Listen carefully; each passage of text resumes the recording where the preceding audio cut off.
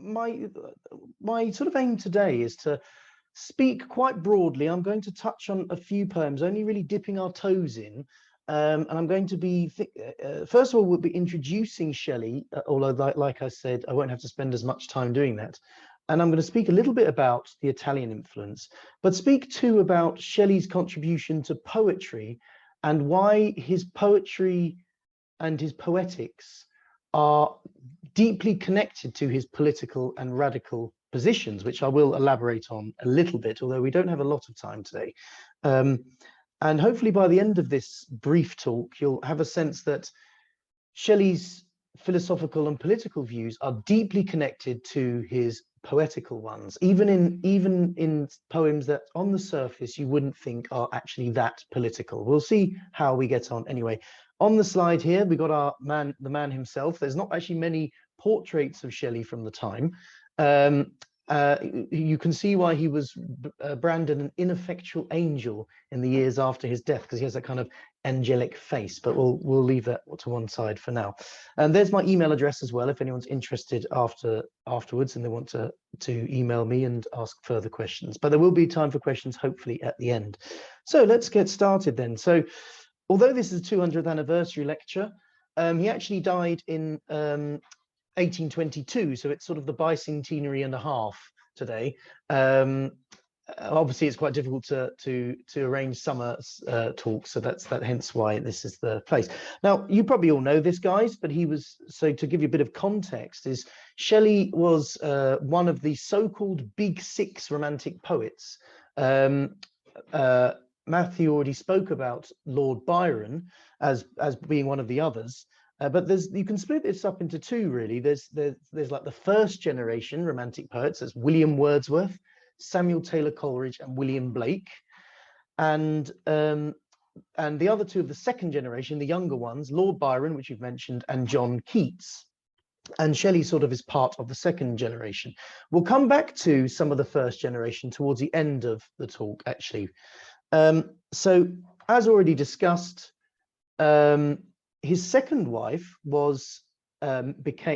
soon became known as Mary Shelley, who wrote Frankenstein, which was first published in 1818, and PBS, that's my shortened word for Percy Shelley, if you're wondering what I mean by that, actually collaborated a little bit on Frankenstein, although one should be careful of overstating his contributions to it. There is often reeks of sexism, that sort of claim. But if you're interested in looking that up, I can send these slides out afterwards if people would like. This is a really great website called the Shelley Godwin Archive, and you can click on that and it shows you images of manuscripts, and you can select options, and it shows you.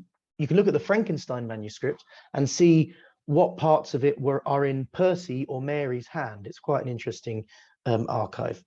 So I'm being very brief here. So he was a political and religious radical who was expelled from Oxford after the publication of his rather provocative sounding, although it wasn't as provocative as you might think, provocative sounding The Necessity of Atheism, which is in 1811. Now, because of this and because of his other views, he was commonly perceived as an atheist. Now, to be an atheist was technically illegal in Britain at the time and largely across most of Europe.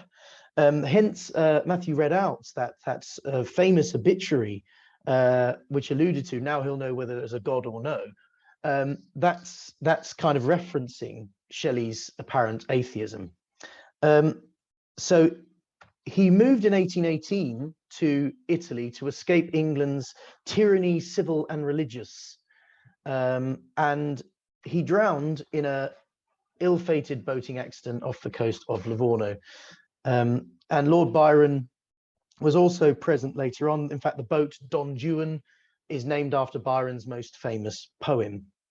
So here's just a brief bibliography of some selected works. This image here is from a painting of Shelley composing Prometheus Unbound in the ruins of the baths of Caracalla, I think that's how you pronounce it, in Rome, which some of you may have the opportunity to visit at some point, I'm sure. There's in fact a picture of me which I wasn't prepared to share reenacting that pose, but I thought I'm trying to be as professional as possible in this talk. Anyway, so an early work of his is Queen Mab of 1813, a very atheistic work. In fact, he became more known for that in his life, this work, even though it was sort of less popular nowadays. And it's often, the idea of Shelley's atheism comes in many ways from this poem. Other works include Alastor, 1816, a poem called Hymn to Intellectual Beauty, I'll come on to that a little bit later, of 1817, and Mont Blanc, that's one of the later focuses of this talk, of 1817, similar time period to Hymn to Intellectual Beauty. A large epic poem called The Revolt of Islam, also known as Leon and Sithna. It had two titles, a work that also got Shelley in trouble for blasphemy, and he had to revise it. So it exists in two versions, Leon and Sithna and The Revolt of Islam. That's why it's got two dates. His publisher backed out, and he was forced to make some changes to it in order to be palatable to his readers.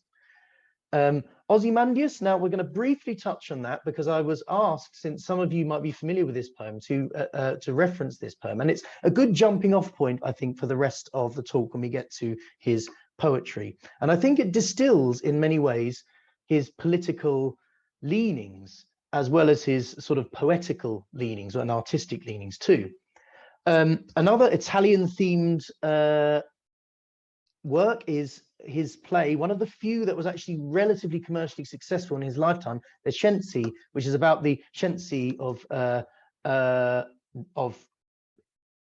Rome, and he was inspired by a painting he had seen in one of the palazzos in Italy. Prometheus Unbound, that's I will come back to this poem in the volume in which that was published, and that's the image. He's composing that work in that image I put on the slide. And Ode to the West Wind, which was probably going to spend the most time on this poem, and this is the poem that was included in the Prometheus Unbound volume. And you know, if we had a larger talk, I'd be able to expand on why there are sort of similarities between these two works in a way, and why there's kind of interesting themes. Adonais, this is his elegy to the death of the poet John Keats. It's sort of about Keats, but it's also about poetry and art more generally. Very significant work. And in many ways, it got people like Alfred Lord Tennyson interested in John Keats, because he was already interested in Shelley, and he said he read Adonais, and he thought, oh, actually, maybe Keats is decent. And the ironically titled The Triumph of Life, because it was left unfinished when he died. So it's kind of ironic. There we go.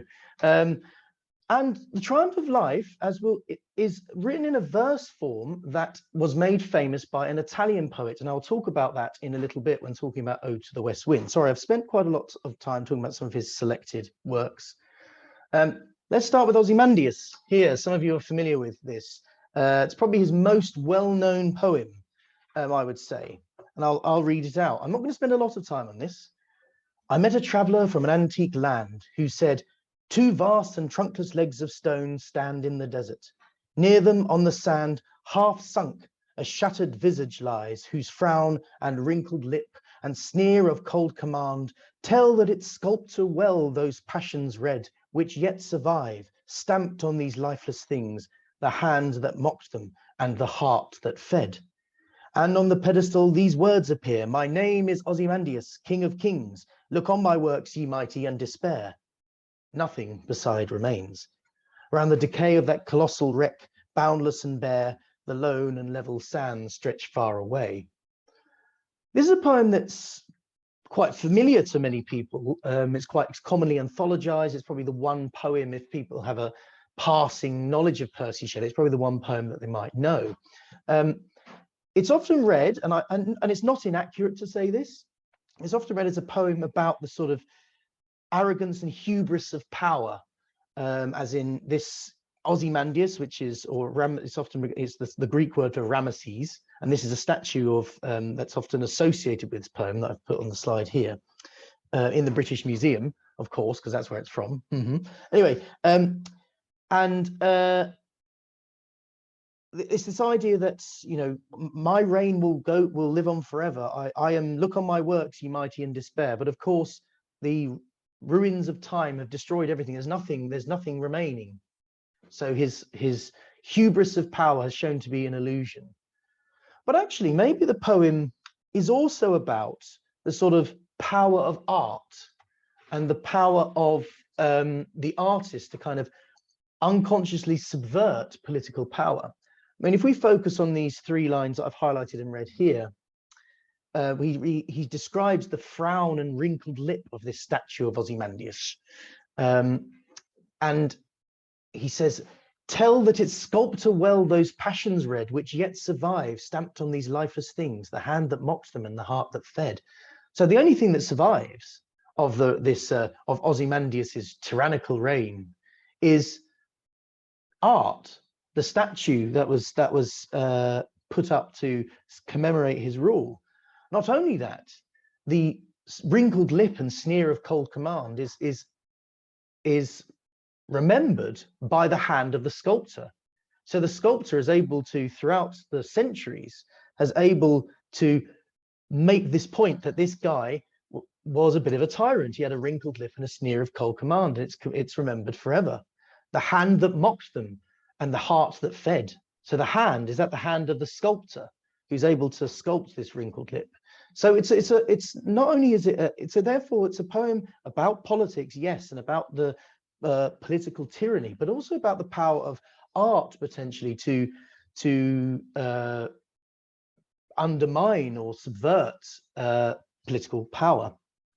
So that's my sort of brief thing with Ozymandias. It was a great jumping off point, I would say, because politics and art, the power of poetry is what I've titled this slide. It seems a bit sort of overblown, but hopefully it'll make sense in a little bit. So Shelley's, as I mentioned, his radical political and religious views, you know, he's an atheist. He was also described himself as a Democrat, which is, being a Democrat was very radical in those days. They manifest in his poetry. You can see in his poetry his politics and his religious views. Now, that's quite a simple thing to say, but what I mean by this is it isn't just in terms of content. Now, what I mean by content is, say, the themes in the poem. You know, it's a poem about atheism, or a poem about God, or about political power. And it's, you know, it's not just in terms of what is said, or the themes, or what the poem's about, but also in form. Okay, so it's not just what is said, but how it is said with Shelley that's really important. The language and style of his written poetry is as important in getting across his political ideals.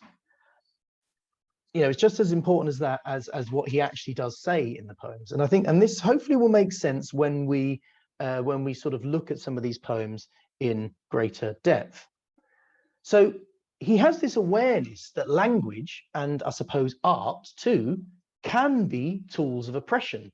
You know, looking at the Ozymandias statue, that is a symbol of Ozymandias or Ramesses's power.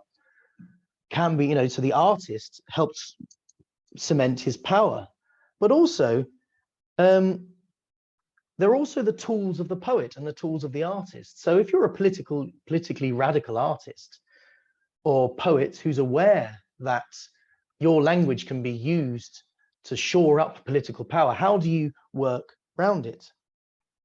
And this is what he said in a letter to the political philosopher and his later father-in-law, William Godwin. So he says, "Words are the very things that so eminently contribute to the growth and establishment of prejudice. The learning of words before the mind is capable of attaching correspondent ideas to them is like possessing machinery with the use of which we are so unacquainted as to be in danger of misusing it. But although words are merely signs of ideas, how many evils and how great spring from the annexing of inadequate and improper ideas to words." I haven't spent time doing this in this talk today, but he's here talking about politics, right? And saying that to lead to sort of political revolution, we have to make sure that words are used appropriately. But he says the same thing in his remarks about poetry too. So there's a kind of connection between his political power and poetical power, as it were. So in other words, writing well and correctly and accurately is a poetical, so i.e., poetry, as well as a political necessity. In order to overcome political oppression, we've got to write precisely and accurately like a good poet. So in short, then, we have to be aware of the language we use in every day, but he doesn't give up on language. He thinks that language is still a way that we can change things and improve the world, I suppose. Now, a good example of a poem, and another that might do this in a sort of subtle, maybe it's not so subtle when you look at it in certain ways, is this next poem, which is Ode to the West Wind of 1820. Now, I'm not being particularly chronological here. I'm jumping about a bit, and hopefully we'll see why. So, Ode to the West Wind, the image I have on the slide there is an image of a what's called a fair copy manuscript of part of the poem. So, fair copy would be what was written in preparation for publication. Now, you look at this fair copy and it doesn't really look that easy to read, but I suppose people found it easier to read handwriting and cursive in the 19th century. So another reason why it's very relevant to our talk today is that it was written near Florence, obviously in Tuscany in Italy. So it has that whole Italian connection. In fact, the West Wind refers to a particular wind encountered in Italy. So as an ode, poems that are odes are usually an address to something. So an ode to the nightingale is an ode to the nightingale. Sometimes they're odes on rather than odes to, but this is an ode to, it's an address to the West Wind. It's saying, oh, West Wind, help me out, will you? And we'll kind of talk about this in a little bit. So superficially, it's just a poem where he's addressing this west wind, but it's more complicated than that. So this west wind, I'm not sure if you're probably more familiar with it than me, since you live in Italy, but this arrival of the west wind was traditionally seen in sort of southern European countries in the Mediterranean as signaling the kind of abrupt passing of autumn as it moves into winter. And so it's a poem about that on the surface. But actually, it's in fact as much about, or rather more about, political and poetical revolution. So it's not just a poem about wind. I think someone mentioned that, I think Matthew earlier mentioned the weather. This is a poem about weather on the one hand, but it's just it's a little bit more than that too. So this chap, some of you might recognize this chap, because Ode to the West Wind has a clear Italian, but to be more precise, Florentine influence. This is a poem inspired by great Italian and more specifically Florentine poetry. In particular, Dante Alighieri, who was writing in the 13th and 14th centuries, most famous work being the Divine Comedy, La Divina Commedia, which was, I put roughly 1321, but it exists in lots of editions and there's manuscript versions and stuff like that. So the dates are purposely a bit woolly here. So if you're unfamiliar with the Divine Comedy, it's an epic poem, which is in 3 parts. You have Inferno, Purgatorio, and Paradiso, and there's 3 points: hell, purgatory, and heaven. Now, I'm not a very good Italian speaker at all, so my Italian pronunciation will be awful, so I must apologize in advance. But anyway, so that's this poem. That's in particular great influence on a lot of the Romantic poets, Percy Shelley among them. So obviously I'm being quite brief here because there's a whole book written on Shelley in Italy, which I might recommend to many of you, by a chap called Will Bowers. But I'll talk about very brief influences on the poem Ode to the West Wind itself. So perhaps we can think about its formal influence. Now, what I mean by formal influence is that reference to form, the way it's written. Okay, so while Ode to the West Wind could be read as a brief sequence of 5 sonnets. Now, Ozymandias is a sonnet, an example of a sonnet. Okay, it's 5 sonnets that are suggestive of a Shakespearean rhyme scheme. So it's a kind of sequence of 5 sonnets, are split into 5 parts. And that's one way you can read it. But actually, you could instead read each part as 12 lines of interlocking terza rima, or so-called terza rima tercets, okay, which is the form that Dante used in the Divine Comedy, which is this quite complicated verse form. It's much easier to pull off. I'm not saying it's Dante had an easy job writing the poem, but terza rima is kind of an easier rhyme scheme to do in Italian, which has far more rhyming words than English. But terza rima is like, I think a rhyme scheme would be if you just had, say, just 6 lines. It'd be A, B, A, B, C, B, I think off the top of my head. So it's like interlocking. You got to, no, hang on, A, B, A, B, C, B. Yeah, that's it. So you have like a kind of interlocking of the rhyme scheme there, if that makes sense. And then so you'd have each, so maybe they're not sonnets, but actually 12 lines of terza rima with a couplet. A couplet's just a rhyming couplet. You're probably familiar with that. In a Shakespearean sonnet, they normally end with a couplet. Okay. So that's one way you can think of the form. Now, I mentioned earlier, actually, that Shelley was clearly influenced by Dante in lots of his works. The Triumph of Life is probably the most famous example, which is the ironically named poem that was unfinished at his death, which also has a terza rima rhyme scheme, and also has the similar kind of idea of a journey. So in, if you're not familiar with the Divine Comedy, Dante is led by Virgil through hell, purgatory, and well, he gets to heaven, Virgil sort of disappears then. Virgil, the sort of great Latin poet. In Shelley's poem, he's led partly by Rousseau, Jean-Jacques Rousseau, who's kind of his guide. Anyway, sorry, I'm digressing a little bit. Also, there's a textual influence. What I mean by that is you've got the form, but there's sort of echoes of Dante's language in the text. You've got clear allusion to language and imagery in Ode to the West Wind, and we'll kind of get that. I'll get to that in a second. And also simply geography and nation. Shelley wrote the poem outside of Florence, where Dante was from, and also exiled from. So if you think of Shelley's leaving England because this sense of exile, maybe there was this familiar fellow feeling with another poet who was exiled from his home, which was Florence, and the Divine Comedy was written while Dante was in exile from Florence. So perhaps writing in that place made Shelley think about, well, what great poets have lived here, and the first one comes to mind is Dante. So that's another sort of influence too.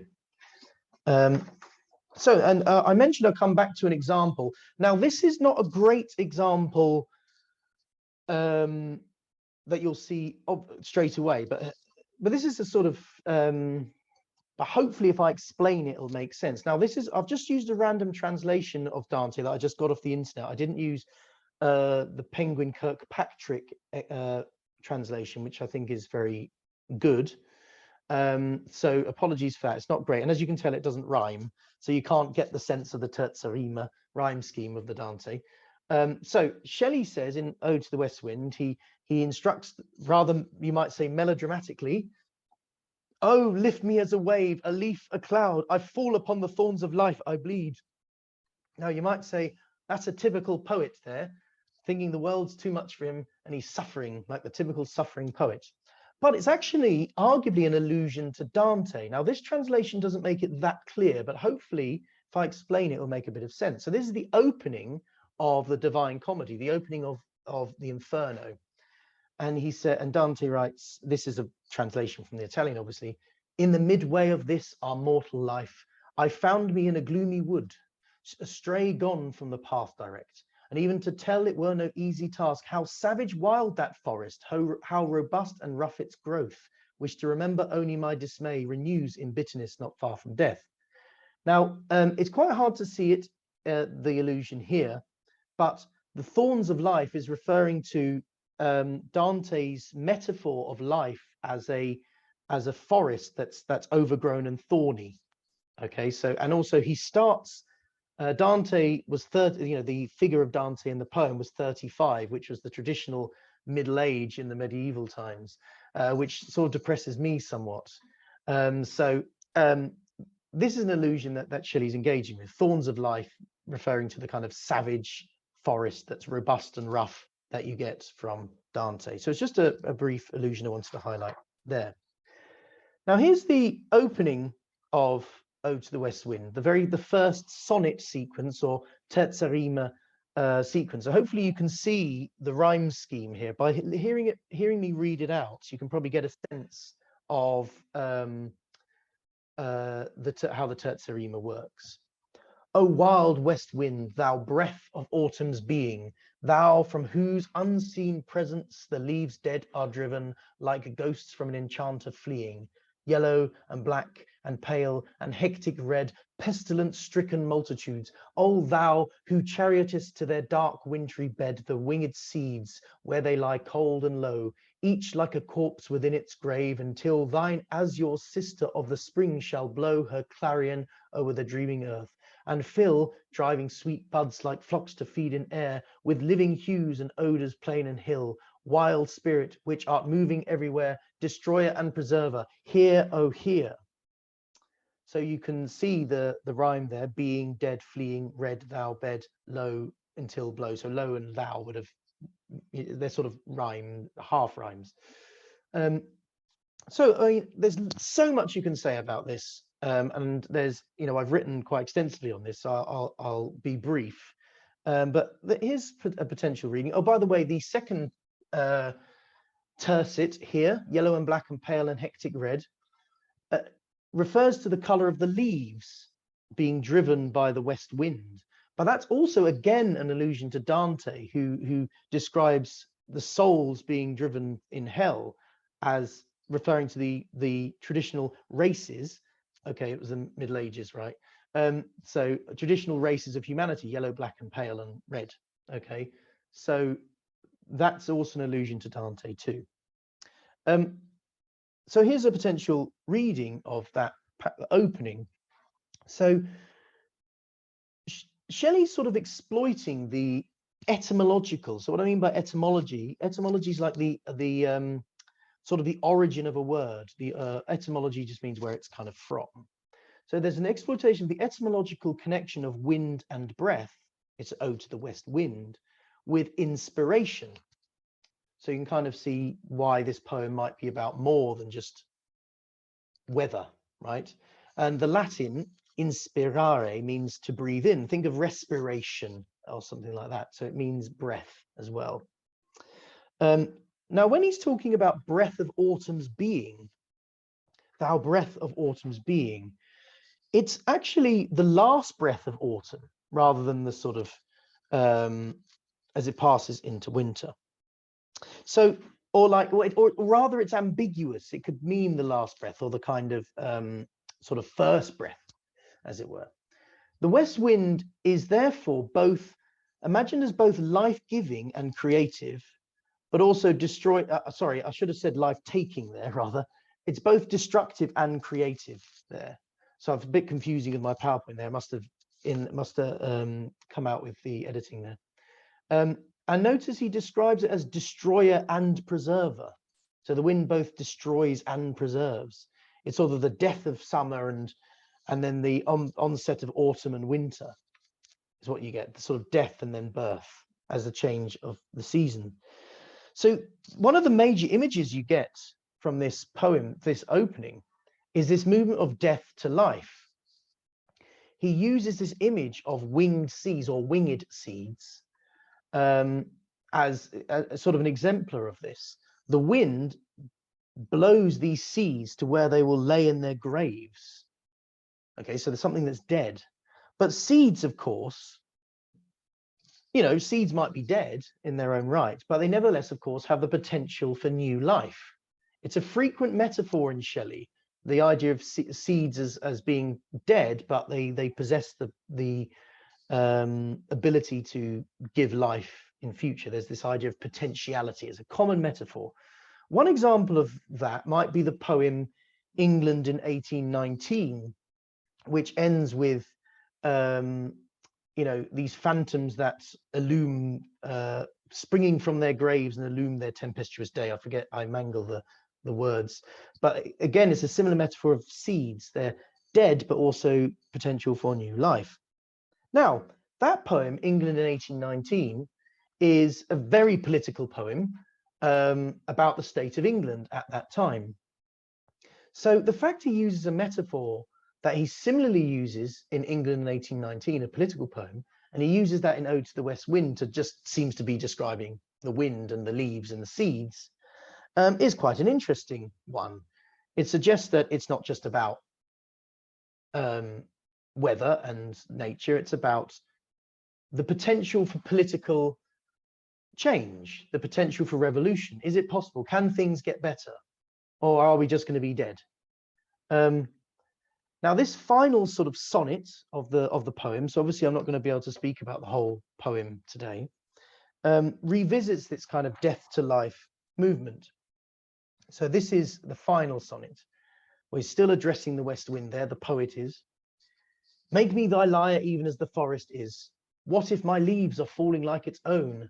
The tumult of thy mighty harmonies will take from both a deep autumnal tone, sweet though in sadness. Be thou, spirit fierce, my spirit, be thou me, impetuous one.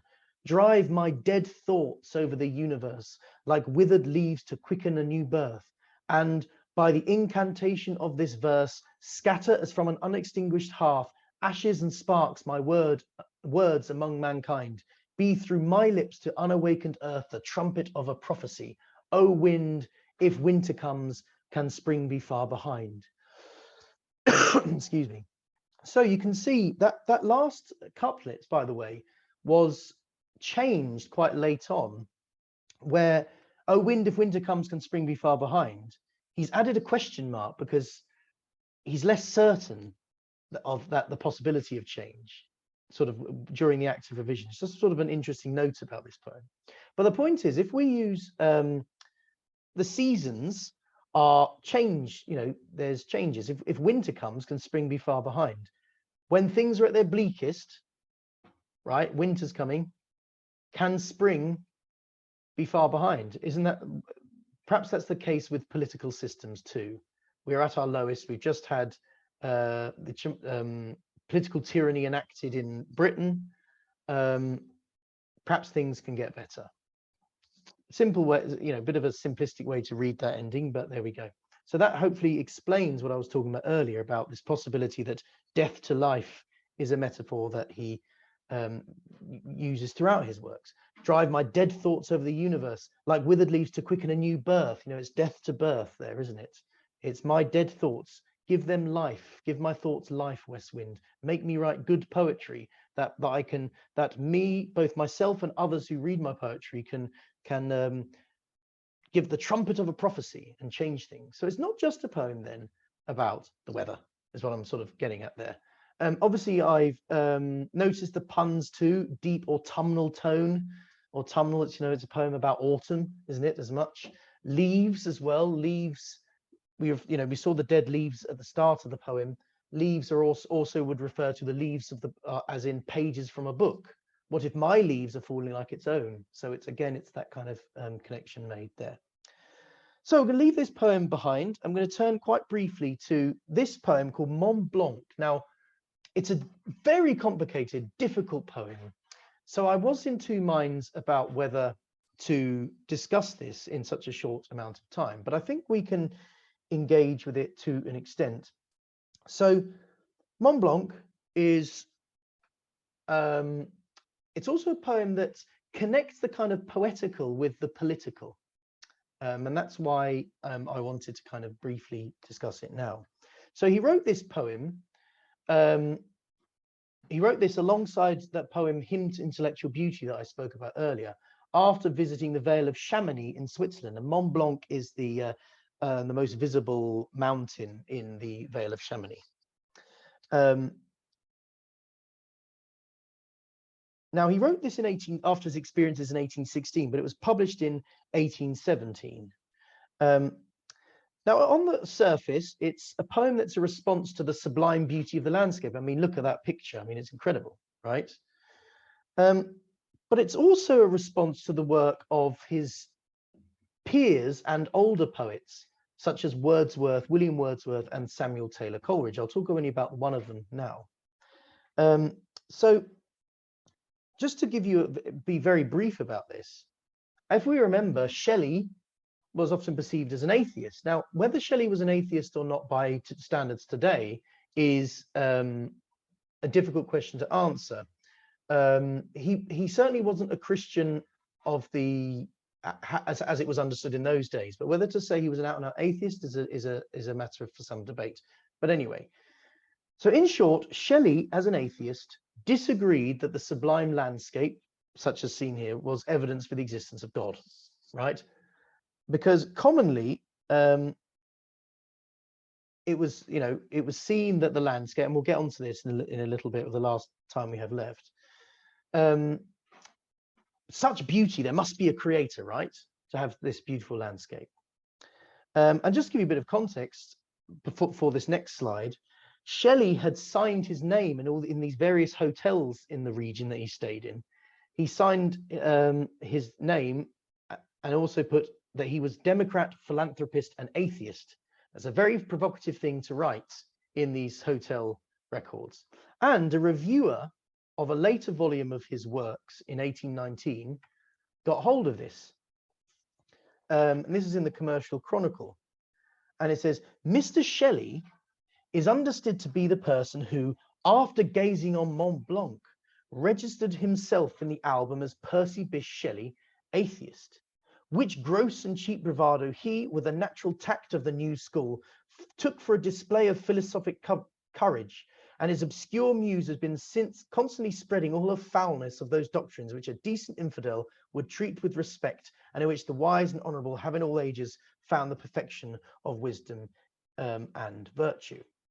So one of the points is might not be so evident in this quotation, but they found the fact he wrote atheists very provocative, and in fact it's the only word they actually focused on. They didn't focus on Democrat and philanthropist, this anonymous reviewer. But the point is not only they're questioning Shelley's sort of atheism and his philosophy here, there's also a kind of slightly disguised point about his taste, right? How can you look at Mont Blanc and write atheist? I mean, it's almost like you've got no taste. You've got it clearly. It's not just a poetical issue. It's a kind of not just a theological or political issue. It's a poetical issue too. How can you not say that? How can you be an atheist when you're in that company? So I mentioned one of the poems he's responding to. Oh, I've kept my footers in this slide. Was this chap called Samuel Taylor Coleridge, who's kind of the older poet, sort of the first generation of Romantic poets. Now, Samuel Taylor Coleridge wrote a poem called Hymn Before Sunrise in the Vale of Chamonix of 1802, so a good 15 years earlier. Now, Coleridge never visited the Vale of Chamonix. I'm using his spelling there. But the Christian Coleridge, he was a Christian. I won't get into his views in particular because they're quite complicated. But he saw its beauty as evidence for the existence of God, he said. And so this is taken from the poem Hymn Before Sunrise. Ye ice falls, ye that from the mountain's brow adown enormous ravine slope amain, torrents, methinks, that heard a mighty voice and stopped at once amid their maddest plunge, motionless torrents, silent cataracts. Who made you glorious as the gates of heaven beneath the keen full moon? Who bade the sun clothe you with rainbows? Who with living flowers of loveliest blue spread garlands at your feet? God. Let the torrents like a shout of nations answer, and let the ice plains echo, God. God, sing ye meadow streams with gladsome voice, ye pine groves with your soft and soul-like sounds, and they too have a voice yon piles of snow, and in their perilous fall shall thunder, God. So, He says God a lot in that bit, doesn't he? Let's. This is a passage which is one of the passages from Mont Blanc, which you can argue is a kind of response to Coleridge, and hopefully you can get that when I read this out. Far, far above, piercing the infinite sky, Mont Blanc appears, still, snowy, and serene. Its subject mountains, their unearthly forms pile around it, ice and rock, broad veils between of frozen floods, unfathomable deeps, blue as the overhanging heaven that spread and wind among the accumulated steeps. A desert peopled by the storms alone, save when the eagle brings some hunter's bone and the wolf tracks her there. How hideously its shapes are heaped round, rude, bare, and high, ghastly and scarred and riven. Is this the scene where the old earthquake demon taught her young ruin? Were these their toys, or did a sea of fire envelop once this silent snow? None can reply. All seems eternal now. The wilderness has a mysterious tongue which teaches awful doubt, or faith so mild, so solemn, so serene that man may be, but for such faith, with nature reconciled. Thou hast a voice, great mountain, to repeal large codes of fraud and woe, not understood by all, but which the wise and great and good interpret or make felt or deeply feel. So, I mean, what are we to make of these different? Hopefully you can see the kind of echoes there between the two and the allusions. So let's do a kind of brief reading of this, and then as we draw to a kind of close. While in Coleridge's poem, the landscape answers the question posed by the poet, in Shelley's poem, the landscape remains silent. You know, none can reply. Okay. The sublimity of the landscape for Coleridge, you know, the sublime landscape, points to a creative being. In fact, the landscape shouts the name of God, doesn't it? God, God, God, it says. Who made you? God, it says. But instead, in Shelley's poem, the silence of the landscape points instead to nothing. It doesn't point to a creative being. But ironically, the mountain in Shelley has a voice, which is kind of seems paradoxical. This silent mountain has a voice, and this is a voice that will, quote, repeal large codes of fraud and woe. Are these codes of fraud and woe religious and political institutions which take sort of this blind faith that they have God as a creator as their basis? You know, we imbue the king with political power because the king is God's representative on earth. If we assume there is a God and the king takes his authority from the God, then we must obey. So Shelley's response to the mountain then is also a response to Coleridge. There's echoes of language, but also form. But crucial, I'm not sure if you noticed that, but it's only echoes because because Mont Blanc has a shifting form. It's a bit like the blank verse of Coleridge's poem. Now, blank verse is iambic pentameter that's unrhymed. That's what blank verse is. If hopefully when I read out the Shelley poem, by contrast, you can actually find that there's quite a lot of rhymes in that passage. Sometimes they're hidden. They're not at the end of a line, for instance. So in this way, Shelley rejects Coleridge's answers, you know, the landscape, it must all be, you know, who did this? God, God, God, God, God. But he also does this in terms of his form too. So to go back what I was talking about with earlier about the relationship between how you write and what you write. Perhaps Shelley's sort of blank verse, but not quite, it's blank verse with kind of rhymes in it, means he's not beholden to one traditional way of looking at the world. I'm not going to respond to this mountain in the way that you did, Coleridge. In order to move away from this kind of Christian understanding of the landscape, I'm going to have to change the way I write too.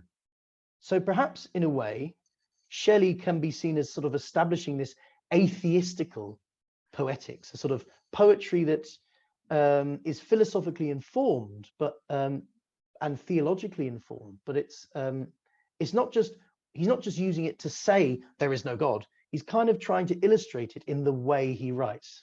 Now it's kind of a complicated idea, to get your head around, but hopefully that makes a little bit of sense anyway. So what I've hoped to have shown is the influences that Shelley had in Europe.